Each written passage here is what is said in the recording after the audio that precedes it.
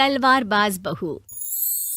बचपन का शौक समझ निक्की के घर वाले उसका एडमिशन फेंसिंग कोचिंग में करा तो देते हैं, पर कुछ सालों बाद वही शौक जब उसका जुनून और सपना बन जाता है तो सब उसके खिलाफ हो जाते हैं। और लड़की के हाथ में तलवार दो ना, अब मैडम तलवारबाज बनना चाहती है।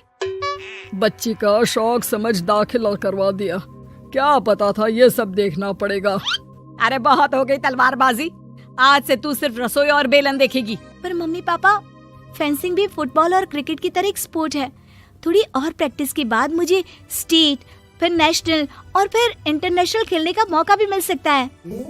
निक्की की बात से भड़के हुए घर वाले आगे कुछ सुने या समझे बिना उसके घर में रहने का ऐलान कर देते हैं, जिसके कुछ हफ्तों बाद निक्की की आयुष के साथ शादी हो जाती है। ससुराल पहुंचने के कुछ दिनों बाद बहुत हिम्मत के साथ निक्की फिर वही फरियाद लिए इस बार अपनी सास के पास जाती है। मम्मी जी, क्या मैं कोचिंग दोबारा शुरू कर सकती हूँ? कैसे कोचिंग? तेरे मम्मी पापा ने तो हमें किसी कोचिंग या पढ़ाई के बारे में नहीं बताया। वो पढ़ाई नहीं, फेंसिंग की कोचिंग है। और देख, अपने अंग्रेजी के बड़े बड़े शब्द ना मुझसे ना बोला कर, सीधे सीधे बता कि ये फेंसिंग है क्या। मम्मी पापा के साथ अपने एक्सपीरियंस के बाद निक्की कोई रिस्क ना लेते हुए सास से झूठ बोल मंजूरी ले लेती है, और इसी के साथ निक्की के सपनों की दुनिया शुरू हो जाती है, जिसमें अब वो सुबह उठ जल्दी जल्दी घर का सारा काम खत्म करके ज्यादा से ज्यादा समय अपनी फेंसिंग प्रैक्टिस में बिताने लगती है। इसी तरह महीने बीत जाते हैं। वाओ, आई कांट बिलीव, जो सपना एक बार नामुमकिन लग रहा था, आज मैं उससे सिर्फ 2 हफ्ते दूर हूँ। निक्की, तुम बहुत अच्छा कर रही हो, बस अपने फॉर्म को खराब मत होने देना, और नेशनल्स का मेडल तुम्हारे गले में आना पक्का है।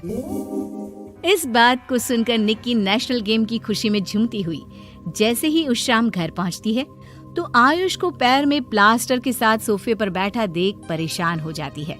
ये क्या, कैसे हुआ? किसी ने मुझे फोन क्यों नहीं किया? ऑफिस से आते हुए रास्ते में किसी ने टक्कर मार दी, इसलिए बहू कल से इसके ठीक होने तक तो कोचिंग से छुट्टी ले ले, डॉक्टर ने पूरा बेड रेस्ट बोला है। पति की हालत और सास की बात से हैरान परेशान निक्की आगे कुछ बोले बिना अपने कमरे में चली जाती है। अब मैं क्या करूंगी? दोनों तरफ मेरी जिम्मेदारी है, अगर एक भी पूरी नहीं की तो लाइफ में दोबारा सुकून की सांस नहीं ले पाऊंगी। सच बता दूं क्या? नहीं, अगर इन्होंने भी घर में कैद कर लिया तो बचा कुचा मौका भी खो दूंगी। भगवान, आपने मुझे कहाँ फंसा दिया। मन ही मन ये सब सोचते हुए निक्की घर के काम और पति की सेवा में लग जाती है। इसी तरह 1 हफ्ता बीत जाता है। बहुत सोचने के बाद भी जब कोई दूसरा रास्ता नहीं दिखता तो निक्की सबको फेंसिंग की सच्चाई बताने का फैसला करती है और सास और पति के पास आती है। मम्मी, आयुष, मुझे आप दोनों से एक बात करनी है। तुम्हें भी मम्मी की तरह गैस हो गई है क्या? तू भी बूढ़ी औरत की मजाक उड़ा ले। एक दिन जब तेरे बच्चे तेरा मजाक उड़ाएंगे ना तो मैं भी उनके साथ बैठकर हंसूंगी। घर का ये हंसता खेलता माहौल देखकर निक्की आगे कुछ बोल ही नहीं पाती।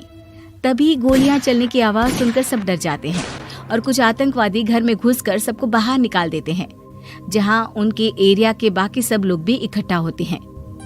कोई किसी भी तरह के होशियारी नहीं करेगा, हमें बस कुछ समय के लिए चुप रहने की जगह चाहिए, इसलिए अगर तमीज में रहोगे तो जिंदा बच जाओगे, और अगर मरने का ज्यादा मन हो तो अपना सीआईडी वाला दिमाग चला सकते हो।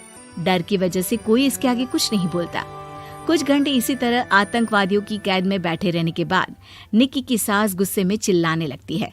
अरे तुम कल मुँहों को आम लोगों को परेशान करने के अलावा और कुछ नहीं आता क्या? मैं कहती हूँ, अरे एक एक को मेरी बद्दुआ लगेगी, कोई जिंदा नहीं बचेगा। ये अब क्या कर रही हो मम्मी? सॉरी, वो परेशान हो गई इसलिए कुछ भी बोल दिया। प्लीज इन्हें छोड़ दीजिए, आप कुछ नहीं बोलेंगी। अरे तू डरपोक की तरह इनसे माफी मांग रहा है, कुछ तो अपने पापा के गुण ले लेता। अगर आज वो यहाँ होते तो इतनी देर में सबका गला काट चुके होते। क्या मतलब? नहीं मम्मी, प्लीज दोबारा वही सब शुरू मत करना। आखिर कोई मुझे भी बताएगा कि बात क्या है। तेरे ससुर जी अपने समय के सबसे बेहतरीन और उम्दा तलवारबाज थे। कोई कितनी भी बड़ी बंदूक या कितने भी ज्यादा हथियारों के साथ उनके सामने क्यों ना आ जाए, सबको एक एक करके चित कर देते थे। वाह, ससुर जी और क्या क्या करते थे? निक्की का इंटरेस्ट देख सास उसे ससुर जी और उनकी तलवारबाजी की कहानियां सुनाने लगती है, जिन्हें बहुत देर तक सुनने के बाद अपने आप को रोक ना पाते हुए निक्की आखिर उनसे तलवार के बारे में पूछ ही लेती है। मम्मी जी, क्या पापा जी की वो तलवार आज भी आपके पास है? अरे इन्होंने अपने बेटे से ज्यादा उस तलवार से प्यार किया है तो फेंक कैसे देती, संदूक में संभाल कर रखी है।